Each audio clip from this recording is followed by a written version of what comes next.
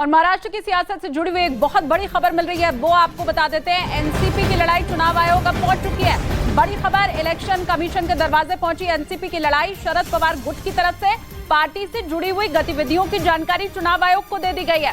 इसके साथ ही महाराष्ट्र सरकार में शामिल होने वाले 9 मंत्रियों को बर्खास्त करने की जानकारी भी चुनाव आयोग को दे दी गई है। बड़ी खबर आपको बता रहे हैं, इलेक्शन कमीशन के दरवाजे तक लड़ाई अब पहुंच चुकी है। इलेक्शन कमीशन का आगे का क्या तरीका रहता है इसे सुलझाने का या ये तय करने का कि असली एनसीपी आखिर है क्या, कौन है असली एनसीपी, किसके पास रहने वाला है उसका चुनाव चिन्ह, ये सारी बातें अभी आगे की रहने वाली हैं। अपडेट इस पूरे मामले से जुड़ा हुआ यही है कि शरद पवार गुट की तरफ से जो भी अभी तक की पार्टी की गतिविधियां रही हैं उसकी जानकारी चुनाव आयोग को दे दी गई है।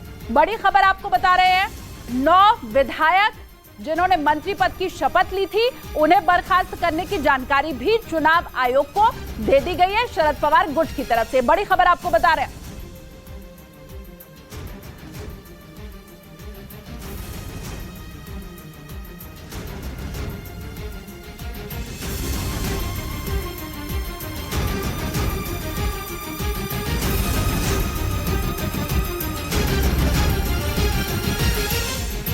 तो बड़ी खबर महाराष्ट्र की सियासत से जुड़ी हुई आपको बता रहे हैं। एक तरफ तो एनसीपी के दोनों गुटों की आज मीटिंग होनी है और वहीं दूसरी तरफ चुनाव आयोग तक ये मामला पहुंच चुका है।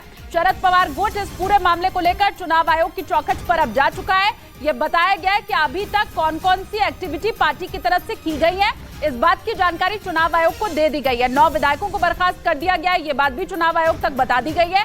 एनसीपी की लड़ाई अब चुनाव आयोग के दरवाजे पर आई।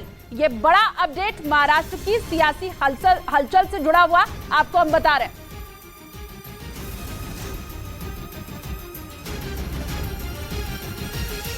और इन सब के बीच वेस्ट बैंक के जनिन इलाके से इजराइल की फौज लौट चुकी है। वहां से इजराइल की सेना के काफिले की वापसी के कुछ वीडियो भी सामने आए हैं और इस वीडियो में सेना की कई बख्तरबंद गाड़ियां एक कतार में चलती हुई दिखाई दी हैं।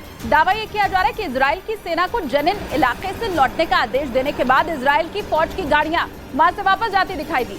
इजराइल की सरकार का दावा था कि उनकी सेना ने आतंकियों का सफाया करने के लिए वेस्ट बैंक इलाके में एक विशेष अभियान चलाया था, जिसमें उसने कम से कम 12 फिलिस्तीनी आतंकियों को मार गिराने का दावा किया। बताया गया कि इसके लिए इजराइल की सेना के करीब 1000 से ज्यादा जवानों को तैनात किया गया था, जो कि ऑपरेशन खत्म होने के बाद वापस लौटते दिखाई दिए।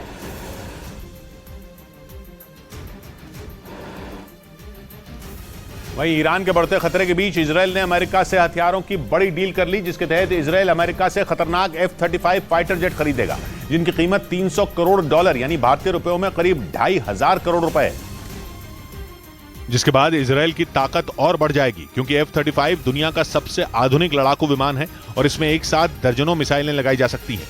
अमेरिका के साथ इस डील के तहत इजराइल उससे 25 F-35 फाइटर जेट खरीदेगा। ये डील $300 करोड़ यानी करीब 2500 करोड़ भारतीय रुपयों में की गई। इस डील के बाद इजराइल के F-35 विमानों का बेड़ा 50 से बढ़कर 75 हो जाएगा। इजराइल ने अमेरिका के साथ F-35 फाइटर जेट खरीदने की डील ऐसे समय में की है जब ईरान के साथ उसका विवाद चरम पर है।